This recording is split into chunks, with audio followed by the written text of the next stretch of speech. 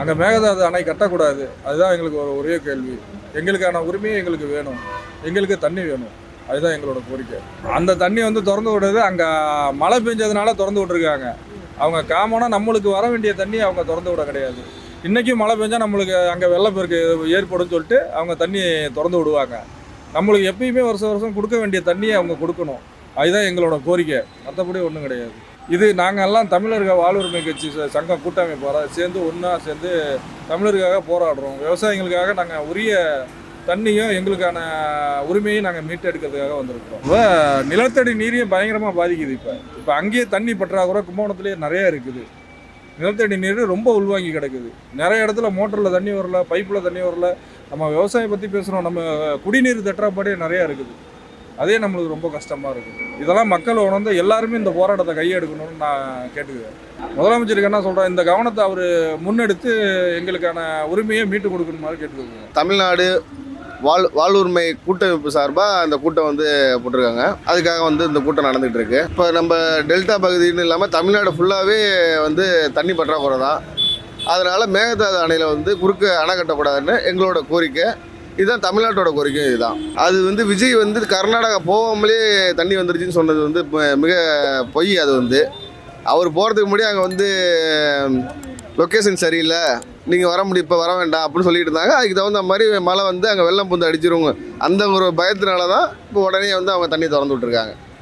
அது இவங்களாம் இந்த இது வருஷம் வருஷம் ஒவ்வொரு நடையும் நடந்துகிட்டு இருக்கு. இந்த பாயிண்ட் ஓகேங்களா, இது வருஷம் வருஷம் நடந்துகிட்டு இருக்கு. எங்கள் விவசாய மக்கள் முப்போகம் நடுறது, டெல்டா பகுதி முப்போகம் நடுறாங்க. ஓகேங்களா, அப்போ முப்போகத்துக்காக நடும்போது எங்கள் டெல்டாவே விவசாயம் தான் ஃபுல்லு விவசாயத்தை நம்பி தான் இருக்காங்க. இப்போ இந்த தண்ணி கொடுக்கலங்கும் போது வருஷம் வருஷம் நாங்கள் கெஞ்சிட்டு இருக்க வேண்டியதாக இருக்குது தண்ணிக்காக. இதுக்கு ஒரு தீர்வே பண்ணி கொடுக்கணும். இப்போ இந்த மேகதாது அணை கட்டிட்டாங்கன்னா சுற்றுற டெல்டாங்கிறதே இருக்காது. இப்போ தான் பிளாஸ்டிக்லேயே அரிசி செஞ்சுக்கிட்டு இருக்காங்க. அந்த நிலமை தான் வரப்போகுது, ஃபாஸ்ட் ஃபுட் நிலமை தான் வரப்போகுது. இதுக்கு ஒரு தீர்வு எடுத்தால் தான் விவசாயி நல்லா இருப்பாங்க, விவசாய மக்கள் நல்லா இருப்பாங்க. ஓகேங்களா, சிட்டியில் இருக்கவங்களுக்கு தெரியாது, விவசாயிங்களுக்கு மட்டும்தான் அதோட வறுமை என்னன்னு தெரியும், அதோட வலி என்னன்னு தெரியும். அதை புரிய வச்சு முதல்வர் ஸ்டெப் எடுத்து இது இல்லாமல் அடுத்தடுத்து இதை சரியாக பண்ணி கொடுக்கணும். அதான் எங்களோட கோரிக்கை. இதுதான் எங்களோட வாழ்வுரிமை கட்சியோட இதுவே. இதுதான் இப்போ ஆளுங்கட்சி அதை பண்ணலைங்கிறதுனால தான் இப்போ இவங்க புதுசாக ஆட்சிக்கு வந்துருக்குறாங்க. ஏடிஎம்கேயும் சரி டிஎம்கேயும் சரி, அவங்க இருக்கும் போது இதே பிரச்சனை தான். எங்களோட குறிக்கோள் என்னன்னா, இப்போ புதுசாக வந்திருக்க இந்த ஆட்சியாவது எங்களுக்கு இது ஒரு நிரந்தர தீர்வு வேணும், தமிழ்நாட்டுக்கு நிரந்தர தீர்வு வேணும். தண்ணி எங்களுக்கு நாங்கள் போய் கேட்டு போயிடாமல் அவங்களாம் நம்மளுக்கு வர வேண்டிய இந்த காவிரி நீரை நம்மளுக்கு பெற்று வந்தால் போதும் எங்களுக்கு. ஏன்னா டெல்டா பகுதியிலேருந்து இல்லாமல் தமிழ்நாடு ஃபுல்லாகவே தண்ணி பற்றாக்குறை தான். இப்போ டெல்டா பகுதியெலாம் பார்த்திங்கனாக்கா சுத்தமாக தண்ணி வறட்சி, ரொம்ப நீர் எல்லாம் போயிடுச்சு. குடிநீர் பாசனத்துக்கு தண்ணி பத்தலை. இப்போ சென்னையிலலாம் தண்ணி மினி லாரில் கொண்டு போய் கொடுக்குறாங்க. அங்கே அப்படி கிடையாது. நம்ம டெல்டா பகுதியிலலாம் பைப்பு தான். பைப்புங்கும்போது அதுலேயும் தண்ணி இல்லை, ரொம்ப பற்றாக்குறையாக இருக்குது. அதான் இப்போ எங்கள் தலைவர் முழுக்க முழுக்க தமிழர் வாழ்வுரிமையை மீட்கிறதுக்காக தான் எங்கள் தலைவர் போராடுறாரு. தன்னோட சுயநலத்துக்காகவும் எதுக்காகவும் போராடினது கிடையாது எங்கள் தலைவர். அதனால் எங்கள் தலைவருக்கு நாங்கள் சப்போர்ட்டாக இருப்போம். முதல்வர் அவர்கள் எங்கள் தலைவர் எங்களுக்கு எல்லா அனைத்து கட்சி போராட்டம் தான் இது. இந்த போராட்டத்தை வச்சு எங்களோட விவசாயத்தோட கோரிக்கையை ஏற்று நடந்துக்கணும், அவ்வளோதான். எங்ஜிசிஆர்லாம் சினி ஃபீல்டில் இருக்கவங்க, அந்த இது சினிமா முகத்தில் இருக்கவங்க மட்டும்தான் அங்கே இருக்கிறாங்க. போராடணும், வாழ்வுரிமை இதுக்காக நம்ம நிற்கணும் அப்படிங்கிறதுக்கு இருக்கிறாங்க. அவங்க உண்மையான கட்சி தலைவர் யார், போராடுறவர் யாரும் அவர் பின்னாடி தான் நிற்கிறாங்க. முதல்வர் அவங்களுக்கு விவசாயிகள் முக்கியம் என்று நினச்சாங்கன்னா கண்டிப்பாக அவங்க எடுத்து தான் ஆகணும். எங்களோட வழிகளை தெரியணும் முதல்வருக்கு. அது தெரிஞ்சாலே போதும். அவங்க இப்போ தஞ்சாவூர் மக்கள் பார்க்க சொல்லுங்கள், கும்போணத்தை பார்க்க சொல்லுங்கள், ஒரு விசிட் அடிக்க சொல்லுங்கள், என்னென்ன இருக்குன்னு பார்க்க சொல்லுங்கள். எல்லாம் பார்த்தா தான் தெரியும். இங்கே உட்காந்துட்டு பார்த்தா எங்களுக்கு தெரியாது, எங்களோட கஷ்டம் என்னங்கள் தெரியாது. இந்த போராட்டம் என்பது ஒட்டுமொத்த தமிழர்களுக்கான வாழ்வுரிமைக்கான ஜீவ ஆதாரம் சொல்லக்கூடிய, இன்றைக்கி நம்ம விவசாயிகள் சேத்துல காலை வச்சாதான் நம்ம சோத்தில் கை வைக்க முடியுன்ற அந்த பழமொழிக்கு ஏற்ப இவர்களுடைய அந்த குடி உயர வேண்டும் என்று சொன்னால் மேகதாது அணை கட்டினால் காவிரி அணையிலிருந்து நீர் வரவில்லை என்றால் ஒட்டுமொத்த தமிழகமும் சுடுகாடாகிவிடும் என்பதற்கான எந்த விதமான மாற்று கருத்தும் இல்லை.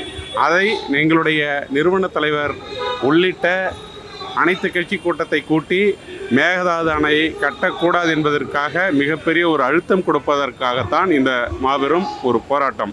இதை தமிழக அரசு உடனடியாக இதை செவிசாய்த்து மத்திய அரசு அந்த நீர்வளத்துறையினுடைய ஆணையம் ஏற்கனவே அமைக்கப்பட்டிருக்கிறது. அந்த ஆணையத்தை உடனடியாக அவர்கள் உத்தரவிட்ட ஆணையத்தை உடனடியாக தமிழக அரசுக்கு அழுத்தம் கொடுத்து தமிழக அரசும் அதோடு சேர்ந்து செயல்பட்டு நமக்கு வழங்க வேண்டிய அந்த நீரை உடனடியாக காவிரி நீரை திறந்துவிட வேண்டும் என்பதற்கான அந்த ஒத்துழைப்பை மத்திய அரசிடம் இவர் கேட்டு பெற்றுத்தர வேண்டும் என்று கேட்டுக்கொள்கிறேன். இப்போ கர்நாடக அரசு தமிழ்நாட்டினுடைய முதலமைச்சர் செல்ல வேண்டிய அவசியம் கிடையாது. ஏன்னா ஏற்கனவே நதிநீர் ஆணையம் அமைக்கப்பட்டிருக்கிறது. அதற்கான அழுத்தம் கொடுத்து அவர்கள் சொன்னதை உச்சநீதிமன்றம் இட்ட அந்த உத்தரவை செயல்படுத்த வேண்டும். நம்ம தமிழக அரசோ தமிழ்நாட்டில் இருந்தோ எந்த பிரதிநிதியும் செல்ல வேண்டிய கர்நாடக அரசை நோக்கி செல்ல வேண்டிய பேச்சுவார்த்தை தொடர வேண்டிய அர்த்தம் தேவையில்லை. அப்போ மீண்டும் நம்ம கர்நாடக அரசை நோக்கி போகிறோன்னா அது புதுசாக ஒரு இதை உருவாக்குற மாதிரி இருக்கும்.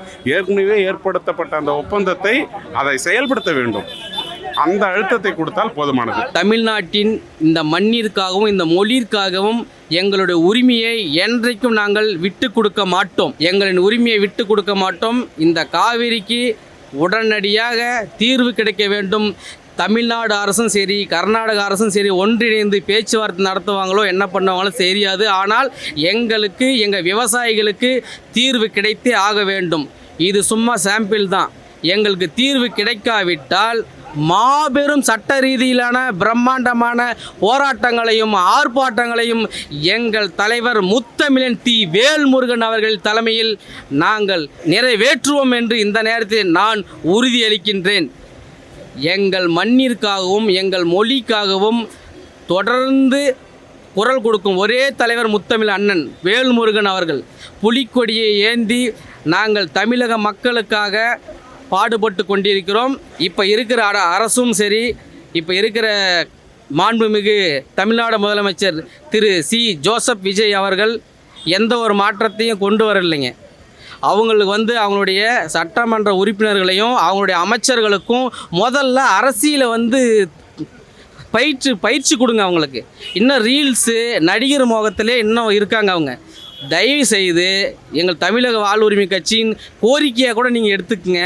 தயவு செய்து அவங்க சட்டமன்ற உறுப்பினர்களாகவும் அமைச்சர்களாகவும் அவங்களுக்கு பயிற்சி அளிங்க. பயிற்சி எடுத்து மக்களுக்கான பிரச்சனையை எடுத்து சொல்லுங்கள். நாங்கள் சென்னிமலையை சேர்ந்த ஒரு பகுதியில் அங்கே இருக்கிற ஒன்றிய செயலாளர் அந்த பிரச்சனைலாம் செய்ய மாட்டேங்கிறார். நாங்கள் போய் மக்கள் இடத்துல இருந்து அந்த பிரச்சனையை எடுத்து நாங்கள் செய்கிறோம். அங்கே கர்நாடகாவில் அட்டூழியம் பண்ணக்கூடிய அயோக்கிய வாட்டாளர் நாகராஜை கண்டித்தும், வாட்டார் நாகராஜ் மாதிரி இங்கே லட்சக்கணக்கான வாட்டார் நாகராஜ் இங்கே இருக்கோம் தமிழக வாழ்வுரிமை கட்சியில். கர்நாடக பஸ்ஸை மனிதநேயத்தோடு தமிழகத்தில் வந்து போக விடுறோம். கர்நாடகா இங்கே வாழ்கிறாங்க, கன்னடர் இங்கே வாழ்ந்துக்கு இருக்காங்க. நாங்கள் அமைதியான முறையில் அரவணைச்சு தமிழர் பண்போடு வாழ்ந்துக்கு இருக்கோம். ஆனால் இங்கே ஒரு பிரச்சனையே இல்லாமல் அங்கே பிரச்சனையை தமிழர்களுக்கு பெரும் எதிர்ப்பை தெரிவிக்கிறாங்க. சமீபத்தில் வந்த ஆளக்கூடிய மாண்புமிகு ஜோசப் விஜய் அவர்கள் இதற்கு உடனடியாக தீர்வு காணணும். எல்லா தலைவர்கள் மாதிரி லெட்டர் எழுதக்கூடாது. திராவிட இயக்கங்கள் தொடர்ச்சியாக 100 ஆண்டு காலமாக இருக்கக்கூடிய ஆட்சியும் சரி, 50-60 ஆண்டுகளாக இருந்த திராவிட இயக்கங்களும் சரி லெட்டர் எழுதுகிறாங்க. கேட்டு பெறுவது பிச்சை, உரிமையை அடித்து எடுப்பது தான் உரிமை. நாங்கள் நேதாஜி வழியிலையும் பசுமன் ஐயா முத்துராமலிங்க தேவர் வழியிலையும் தமிழகத்தில் இருக்கக்கூடிய தென்பகுதியில் இருக்கக்கூடிய இளைஞர்கள் ரெடியாக இருக்கோம். அண்ணன் வேல்முருகன் ஆணைக்கிணங்க தொடர்ச்சியாக களத்தில் நின்றுக்கு இருக்கோம். இப்போ வாட்டார் நாகராஜெலாம் எங்களுக்கு ஒரு ஆளே கிடையாது. அந்த அயோக்கிய எல்லையை தாண்டி வரட்டும். எங்கள் ஓசூரில் வச்சு எங்கள் தமிழக வாழ்வுரிமை கட்சி மாவீரர்கள் அடித்து தூள் பண்ணிடுவாங்க. இது அண்ணனுடைய ஆணைக்காக காத்து கொண்டு இருக்காங்க. மாண்புமிகு இன்றைக்கி ஆளக்கூடிய ஜோசப் விஜய் அவர்கள் இதுக்கு உடனடியாக தீர்வு காணணும். சட்டசபையில் என்ன சொல்கிறாருன்னா, இல்லை அது இயற்கையோட பேராதரவு, நமக்கு தமிழனுடைய பண்பை புரிந்து இயற்கை நமக்கு அளித்த குடை இது. வருடந்தோறுமே நமக்கு இயற்கை நம்ம செய்யக்கூடிய நன்மை தீமைகளை பொறுத்து தமிழன் ஒரு பண்பாட்டு உணர்ச்சி வசப்பட்டவன், இறக்கப்பட்டவன். தமிழன் யாரையும் வாழ வச்சு தான் பழகினவளே, எவன் குடி இவங்க அழிச்சதா வரலாறு கிடையாது. அந்த பண்பில் தமிழ்நாட்டு மண்ணினுடைய தெய்வீகத்தன்மையில், தேசியமும் தெய்வீகம்னு வாழக்கூடியவன் தமிழ்நாட்டை சார்ந்தவங்க. அந்த தெய்வீகத்தன்மையில் நமக்கு வர வேண்டிய நீர் இயற்கை வளத்தோடு வருது. ஆனால் தரக்கூடிய 177 டிஎம்சி ஆரம்பத்துலேருந்து சுப்ரீம் கோர்ட்லேருந்து உயர்நீதிமன்றம் வழிகாட்டுதல் படி தரமாட்டான். இதுக்கு தொடர்ந்து நம்ம தமிழின தலைவர்கள் போராடிக்கிட்டு தான் இருக்காங்க. இதுக்கு தீர்வு எப்படி எடுக்கணும்னு அண்ணன் வேல்முருகன் ஆணைக்காக ஒட்டுமொத்த தமிழ்நாட்டிலிருந்து வரக்கூடிய அத்தனை மாவட்டத்துடைய எங்களுடைய இரத்த சொந்தங்களாகிய தமிழக வாழ்வுரிமை கட்சி தயாரான நிலையில் தமிழர் படை கட்டி வச்சுருக்காங்க. அண்ணன் வேல்முருகனே தமிழர் படை கட்டி வச்சுருக்காங்க. இது மாதிரி அனைத்துக்கும் படை இருக்குது. வாட்டாள் நாகராஜை ஒட்ட வாழை நறுக்கிக்கிறணும். அதெல்லாம் அவன் எல்லையை தாண்டி வந்து ஆடுனா இங்கே இருக்க தமிழர்களுக்கு துன்புறுத்தினானா இங்கே இருக்க கர்நாடகர்கள் அடிக்கப்படுவாங்க. ஆனால் அந்த பண்பை அவன் உருவாக்கிடக்கூடாது. தமிழ்நாடு பஸ்ஸு போக விடாமல் தடுக்கிறான்றதை இன்றைக்கி கூட மேடையில் சொல்லிக்கிருந்தாங்க. ஆனால் நாங்கள் மரியாதையோட அன்போட மரியாதை அந்த வாகனம் வந்து போகிறதுக்கு வழிவிட்டுக்கு இருக்கோம். ஏற்கனவே ராமேஸ்வரத்தில் ஒரு முறை அடிச்சிருக்கான் என் தம்பி புகழேவன் முருகானந்தம்னு. எங்கள் அமைப்பு தமிழர் படை ஏகப்பட்ட அது சம்மந்தமான வழக்கு இருக்குது. ஆனால் அதை புரிஞ்சுக்கிட்டு கர்நாடக அரசும் ஒத்துழைக்கணும். அங்கே ஆளக்கூடிய காங்கிரஸ் அரசு, இந்த கூட்டணி ஆட்சியிலையும் காங்கிரஸ் அரசு இருக்குது. மாண்புமிகு தமிழக முதல்வருடைய ஜோசப் விஜய் இதில் ஆதரவில் காங்கிரஸ் ஆட்சி அமைச்சரவையில் இடம்பெற்றிருக்காங்க. இதெல்லாம் எடுத்து கூறி சுமூகமாக தரக்கூடிய உரிமையை தரணுன்றதை தமிழக வாழ்வுரிமை கட்சி ஒட்டுமொத்த தமிழ் சொந்தங்கள் சார்பாக கோரிக்கையாக வைக்கிறோம். அண்ணன் வேல்முருகன் ஆணைக்காக காத்துக்கிட்டு இருக்கோம். என்ன தம்பி உங்களுக்கு தெரியாததா? உலகம் பூரா சிரிச்சுக்கிட்டு இருக்கு. டாஸ்மார்க்கை மூடிட்டோம்ன்றாங்க, தெருவுக்கு திறந்து வச்சுருக்காங்க. திமுக ஆட்சி பரவாயில்ல. அதுக்கு ஆன்லைனில் அது போக ஆன்லைனில் வந்து சினிமாக்காரன் என்ன செய்வேன், ஆன்லைனில் டிக்கெட் தர மாதிரி சினிமா ஆட்சி நடக்குது. பிளாக்ல டிக்கெட் வர்ற மாதிரி பிளாக்ல சரக்கு வருது. நாளைக்கு வேறு ஏதாவது வரும். சினிமா துறையில் என்னென்ன பண்ணுறானோ எல்லாம் வரும். இது வேடிக்கையான கேலி கூத்தான ஆட்சி தான். இது வந்து மக்கள் பெச்சு போகிறதில்ல. ஆள் அடையாளம் தெரியாமல் வாக்களித்து ஒரு ஆள் பேருக்காக வாக்களிச்சிட்டாங்க. இப்போ ஏண்டா வாக்களித்தோம்னு எல்லாரும் தலையில் அடிச்சுக்கிறான். தொகுதியில் யார் வேட்பாளர்னே தெரியாமல் வாக்களித்த விஜயம் மட்டும் பார்த்தேன். கிராமப்புறங்களில் கேட்டால் ஐயோ தெரியாமல் பண்ணிட்டேன்டா தம்பி, தலையில் அடிச்சுக்கிறான். இவனுக்கு என்ன நிர்வாகம் தெரியும்? இன்றைக்கி கூட சட்டமன்றத்தில் பொதுப்பணித்துறையில் லஞ்சம் வாங்கலைன்னு சொல்ல திமுக உறுப்பினர் சட்டமன்ற உறுப்பினர் ஒருத்தர் சொன்னால் 3% வாங்கியிருக்காங்க, அதுக்கான ஆதாரம் இருக்குன்னு. மாண்புமிகு பொதுப்பணித்துறை ஆனந்த் அவர்கள் அமைச்சர் எந்திரிச்சு இல்லை நீங்கள் ஆதாரத்தோடங்க, ஏடா விளக்கு பிடிச்சிட்டு வீடியோ எடுத்துக்கிட்டால் கொடுக்க முடியும். எந்த அதிகாரி இன்றைக்கி அதிகாரிகளோட ஆட்டம் அதிகமாக இருக்குது. முந்தி இருந்தவங்களோட கட்டுப்படுத்துறதுக்காவது அதிகாரத்தில் இருந்தவங்க செய்ய முடியும். ஆனால் இன்றைக்கி அதிகாரிகளோட ஆட்டம் கட்டுப்பாடு இல்லை. சினிமாவுக்கு அந்த காலத்தில் முத்துராமலிங்க தேவர் தான் கூத்தாடி காமராஜர் ஐயா சொல்லுவாராம், கூத்தாடி கையில் நாட்டை கொடுத்தீங்கன்னா நாடு எப்படிடா இருக்கும்னு. ஆல்ரெடி நம்ம கொடுத்துட்டு வந்துட்டோம். ஏன்னா இன்றைக்கி நம்ம இருக்க இளைஞர்களுக்கு சினிமா மோகத்தில் இருக்கோம். அண்ணன் வேல்முருகனை பின்பற்றுவங்களுக்கு தான் தமிழ் மண்ணுரிமை மக்கள் உரிமை போராட்ட காலம்னா என்னன்னு தெரியும். தலைமையை பொறுத்து இவன் இன்றைக்கி இருக்க இளைய தலைமுறைக்கு தலைமைனா என்னன்னு தெரில. விசில் அடித்தான் சீனில் அங்கே 100 பேர்த்த சினிமாவில் பறந்தடிக்கிறான், அதை கற்பனையாக நினச்சிட்டு வாழ்கிறான். அன்னைக்கு இப்போ வந்த படத்தில் ஒருத்தன் கழுத்தறுத்த மாதிரி இப்போ தென்பகுதியில் ஒரு பையன் மதுரை மாவட்டம்னு நினைக்கிறேன், நேற்று நடந்த சம்பவம். கூட இருந்த நண்பரை மது அருந்தி விட்டுட்டு கழுத்தறுத்து ரீல்ஸ் போட்டிருக்கான். இந்த மாதிரி கொடுமைக்கெல்லாம் இந்த நாடு போய்கிட்டு இருக்கு. இன்னும் என்னென்ன கொடுமையை இது பண்ண இருக்குது. அதோட பெண்கள் சீரழிவை பார்த்தீங்களா? நான் அவங்க ஒருத்தன் உங்களை மாதிரி ஒரு ஊடகவியலாளர் கேட்குறாரு, நான் அவருக்கு பொண்டாட்டியாக இருப்பேன்றது ஒரு பயவில். பெண்களுடைய தமிழ்நாட்டுக்கு கலாச்சாரம் எவ்வளோ சீரழிஞ்சு போச்சு இந்த சினிமா துறையின் மோகத்தினாலன்றத அவங்களுடைய தலைமை தான் அதுக்கு காரணம். எங்கள் தலைமை எங்களை வந்து பண்படுத்தி மண்ணும் மக்களையும் நேசிக்கணும்னு சொல்லி கொடுத்து எங்களுக்கான பயிற்சி வகுப்பு கொடுத்து எங்களை நடைமுறைப்படுத்திக்கிறேன். அதனால் நாங்கள் தமிழக வாழ்வுரிமை கட்சி தோழர்கள் அனைவருமே ஒன்றுக்கு தாய் பிள்ளையா இந்த மண்ணை நேசிக்கக்கூடியவனாகவும் மக்களுடைய பிரச்சனையும் அந்தந்த பகுதியில் என்ன பிரச்சனை இருக்கோ அண்ணன் சொன்ன மாதிரி கரூர் மாவட்டங்களில் என்ன பிரச்சனை இருக்கோ அண்ணன் கையாளுறாங்க.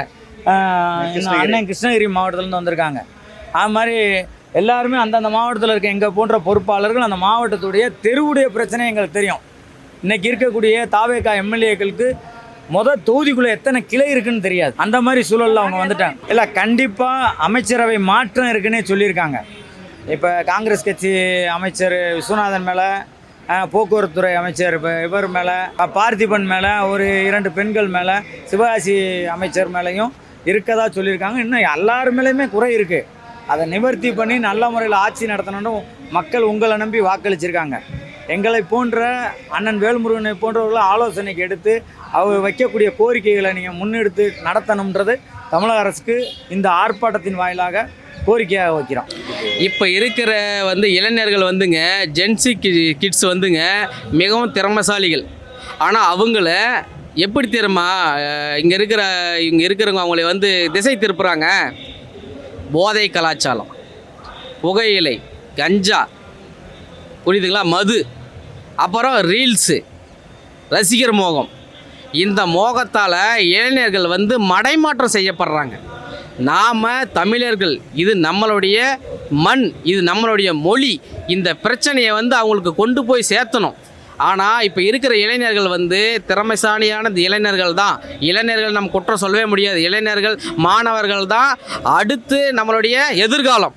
அப்படியாப்பட்ட இளைஞர்கள் இன்றைக்கி எப்படி இருக்கிறாங்கன்னா போதை பழக்கத்துக்கு அடிமையாகி கிடக்கிறார்கள். அவங்களை எல்லாம் நாங்கள் வந்து ஒன்று திரட்டி, தமிழர் படையை ஒன்று திரட்டி கொண்டு வந்து இந்த பிரச்சனையெல்லாம் அவங்களுக்கு கொண்டு வரும். இனி எங்கள் கையில் தான் இருக்குது. நாங்களே எடுத்துக்கிட்டு அவங்களை நாங்கள் கொண்டு வருவோம். எங்கேங்க போதையில்லா தமிழ்நாடு, போதையில்லா தமிழ்நாடுன்னு பெருசாக ஸ்டிக்கர் ஒரு பக்கம் விளம்பரம் போகுது.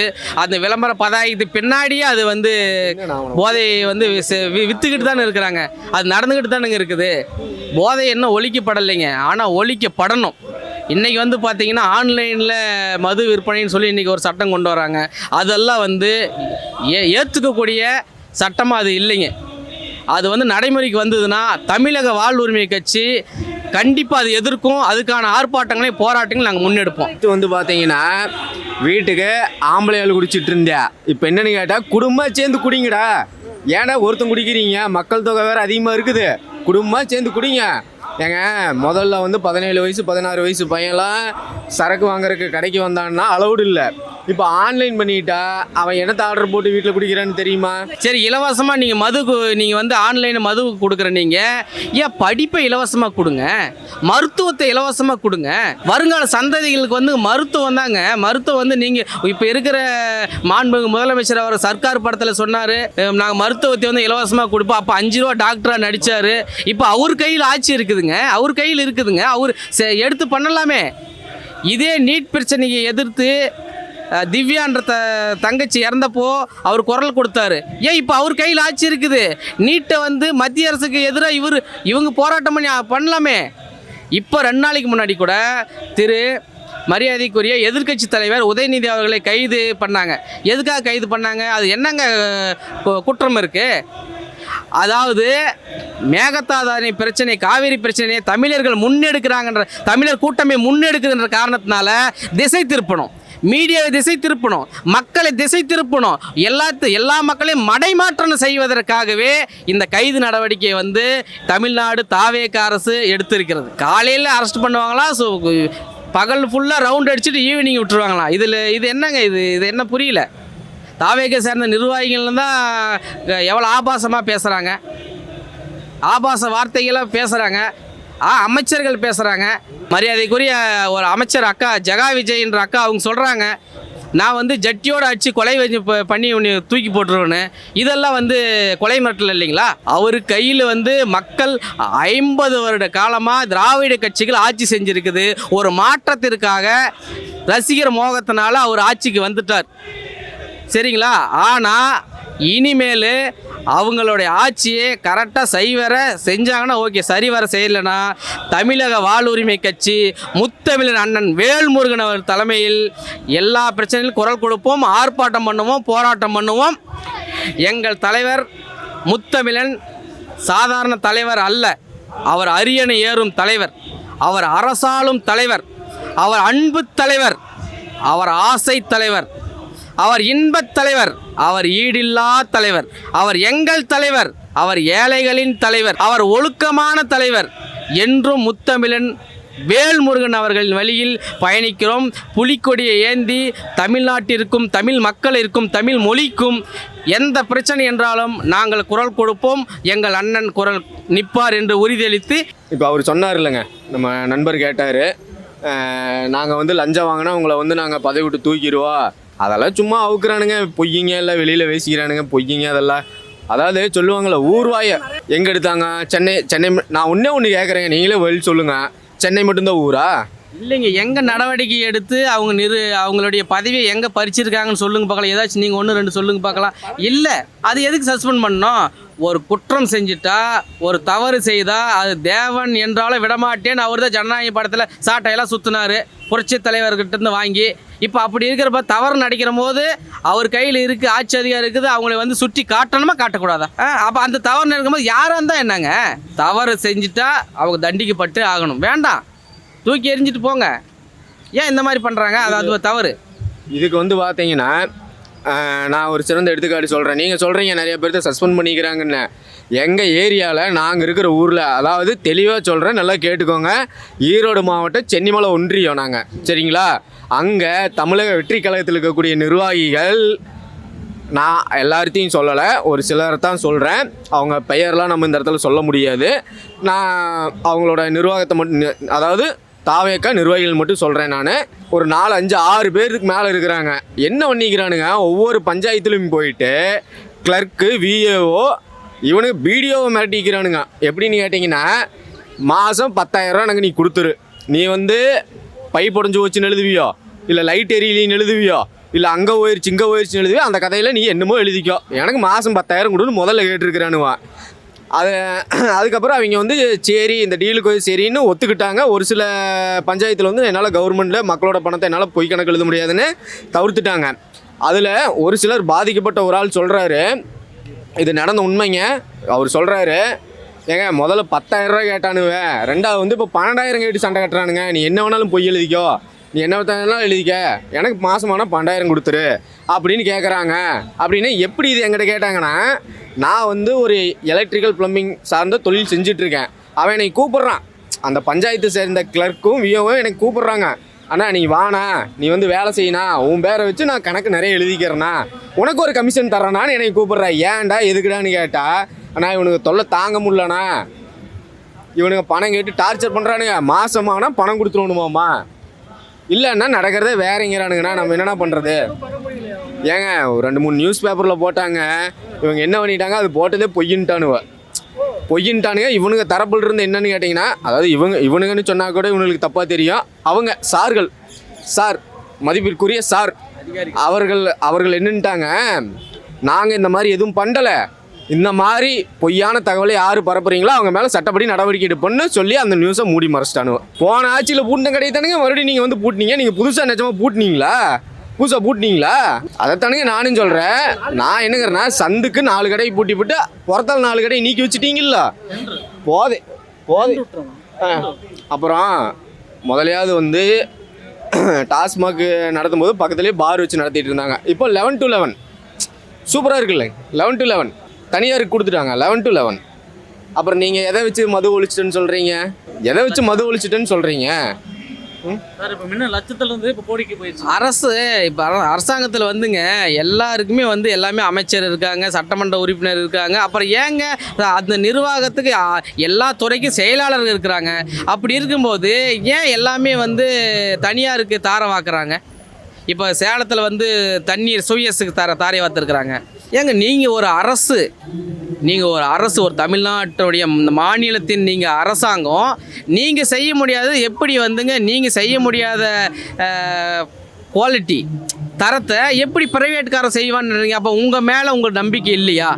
அப்படி இல்லைன்னா அப்போ ஏங்க நம்ம வந்து தலைமையில் இருக்கணும்?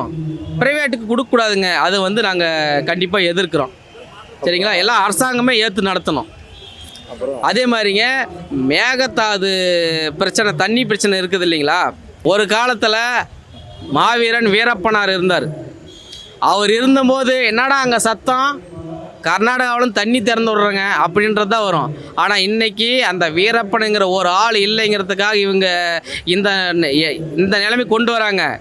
1000 இல்லை, கோடிக்கணக்கான வீரப்பன்களை எங்களால் உருவாக்க முடியும், வீரர்களை எங்களால் உருவாக்க முடியும் என்று இந்த நேரத்தில் எனக்கு கூறி. அப்புறம் என்னென்னு பார்த்தீங்கன்னா, தாவேகாலிருந்து நம்ம கட்சியில் வந்து ஒரு ஆட்டோ ஓட்டுநர் நண்பர், அருமை நண்பர், எனக்கு ரொம்ப நாளாக பழக்கம், அருமை நண்பர் நம்ம கட்சியில் இணைஞ்சிட்டாரு.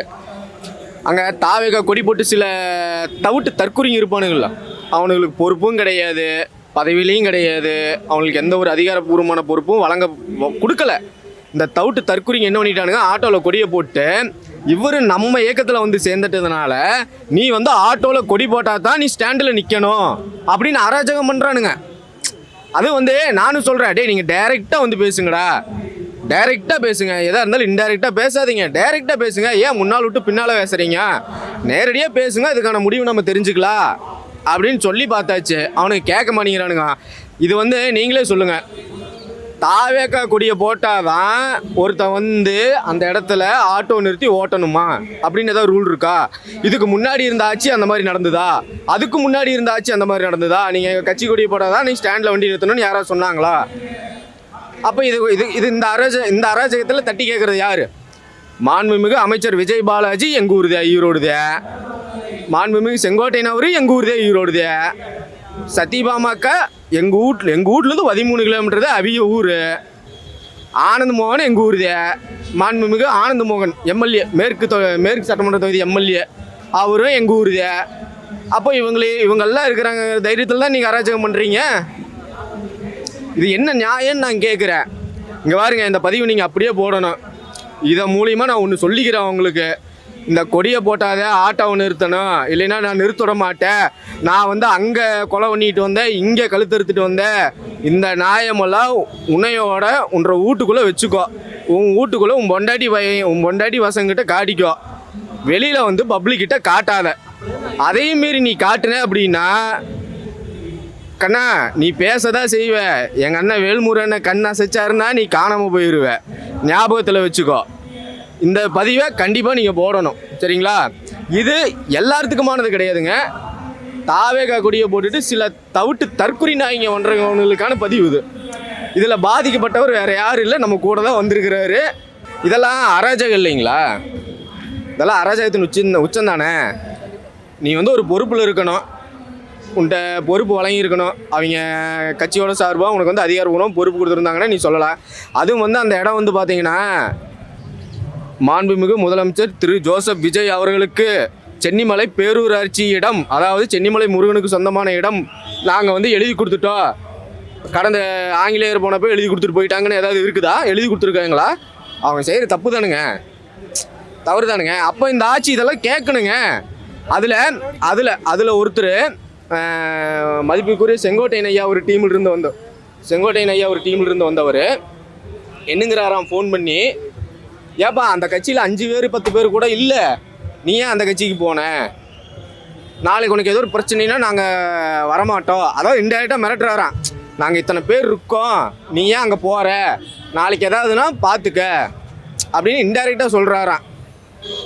இது எனக்கு ஒன்றும் புரியலைங்க. நாங்கள் வந்து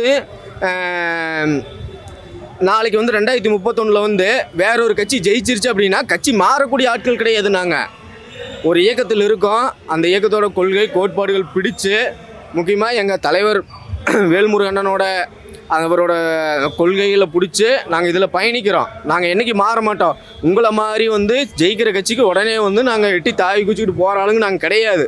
தயவு செஞ்சு இந்த காணொலி மூலிமா நான் சொல்கிறேன், இந்த மாதிரி தற்கொலைத்தனமாக பேசி பழவாதீங்க. இதனால தான் உங்களை எல்லாரும் தற்கொலைங்கிறானுங்க. அதே மாதிரி இந்த மழை பெஞ்சு, அதாவது நல்லா புரிஞ்சுக்கங்கடா, கர்நாடகாவில் மழை பெய்யுது, அதனால் அவன் தண்ணி நிறுத்தி வைக்க முடியாதனால நீ கூட்டிருக்கிறியா? அது தெரியாமல் இந்த நாய்ங்க என்னங்கிறானுங்க. தர்மத்தாயின் தவப்புதல்வனுக்கு இறைவர் வந்து வழி விட்டுட்டாரு, அதனால தான் மழை வருது, அதனால தான் தண்ணி வருதுன்னு சொல்லிக்கிட்டு தெரியாதீங்கடா. தயவு செஞ்சு தெரியாதீங்க. இதெல்லாம் முட்டாள்தனமான இது. திருந்துங்க, மாறுவோம், மாற்றத்துக்கு மாறுவோம். மாற்றம் ஒன்றே மாறாதது. தமிழக மக்கள் ஒட்டுமொத்தமாக ஒருமித்த கருத்தாக ஓட்டு போட்டாங்க, ஒரு மாற்று அரசியல் வேணும் என்று. இன்றைக்கி இந்த தமிழ்நாடு அரசு வந்து திரு ஜோசப் விஜய் அவர்கள் கொஞ்சம் கூட செவி சாய்க்காமல் மக்கள் எப்படியே பாடுபட்டோம், தண்ணி வந்தாலும் சரி வராமலும் சரி நமக்கு என்னன்னு சொல்லிட்டு ஆட்சி நடத்திட்டு இருக்காரு. எங்கே போனாலும் அவங்களுடைய அமைச்சராக இருக்கட்டும், தலைவராக இருக்கட்டும், ஒரு ரீல்ஸ் எடுத்து போட்டுக்கிட்டு எல்லாமே அதான் பண்ணுறாங்க. மக்களுடைய கருத்து கொஞ்சம் கூட பார்க்க மாட்டுறாங்க. ஸோ அவர் பார்க்காம இருந்த ஒரு காரணத்தினால தான் இன்றைக்கி அனைத்து கட்சி கூட்டம் கூட்டி இன்றைக்கி இந்த மிகப்பெரிய ஆர்ப்பாட்டத்தை நடத்திட்டு இருக்கோம். இதில் வந்து இந்திய ஜனநாயக கட்சியும் கலந்துக்குது. இந்த மேகதாது அணையை பற்றி முதல்ல குரல் கொடுத்து இந்திய ஜனநாயக கட்சி. கடந்த மாதம் வந்து தமிழ்நாடு தழுவிய மிகப்பெரிய ஒரு ஆர்ப்பாட்டத்தை நடத்தினோம். அதை முன்னிட்டு இன்றைக்கி வந்து அனைத்து கட்சி கூட்டம் வந்து திரு ஐயா டாக்டர் கிருஷ்ணசாமி தலைமையில் நடந்துட்டு இருக்கு. மாற்றுன்னு சொல்லிட்டு மக்கள் ஓட்டு போட்டாங்க. ஆனால் இது வரைக்கும் வந்து அவர் மாற்றுனா எதுவுமே அவர் வாய் திறக்காமல் அமைதியாகவே அவர் மௌனம் காக்காரு. அந்த மௌனத்தை வந்து அவர் கலைக்கினவர். என்றைக்கு மக்கள் பிரச்சனை கையில் எடுத்து பேசுகிறாரோ அன்றைக்கி தான் வந்து மக்களும் வெளிப்படையும். இந்த 3 மாத கால ஆட்சியில் தமிழ்நாடு அரசு பார்த்தீங்கன்னா ஒன்லி ரீல்ஸ் அரசாக தான் இருக்குது. எங்கே போனாலும் ரீல்ஸு, ஒரு அமைச்சருக்கு ஒரு பேசிக் கூட இது தெரியாத ஒரு அரசாக தாங்க போயிட்டு இருக்கு. அந்த அமைச்சர் இன்னைக்கு எல்லாமே எந்த அமைச்சராக இருந்தாலும் அவங்க வந்து இன்னைக்கு தூய சக்தின்றாங்க எல்லான்றாங்க. அந்த அமைச்சர் மேலே இன்னைக்கு பாலியல் குற்றச்சாட்டு இந்த வழக்கறிஞர்களுடைய ஊழல் குற்றச்சாட்டு தான் நிறையா வந்துட்டு இருக்கு. இதை பற்றி தமிழ்நாடு முதலமைச்சரும் கொஞ்சம் கண்டுக்க மாட்டாரு. அவர் சட்டசபையிலும் பேச மாட்டாரு, வெளியும் பேச மாட்டாரு. அவர் சொல்கிற ஒரே வார்த்தை கொத்து போட்டா போட்டோன்னு சொல்லுவார். அவர் தெரிஞ்சு அதான் செய்வார். இதை நம்பியும் நம்மளுடைய இளைஞர்களும் இளம்பெண்களும் கொஞ்சமாவது திருந்தி மீண்டும் வந்து ஒரு நல்ல தலைவரை தேர்ந்தெடுக்கணும். அது எங்களுடைய இந்திய ஜனநாயக கட்சி சார்பாக நான் வந்து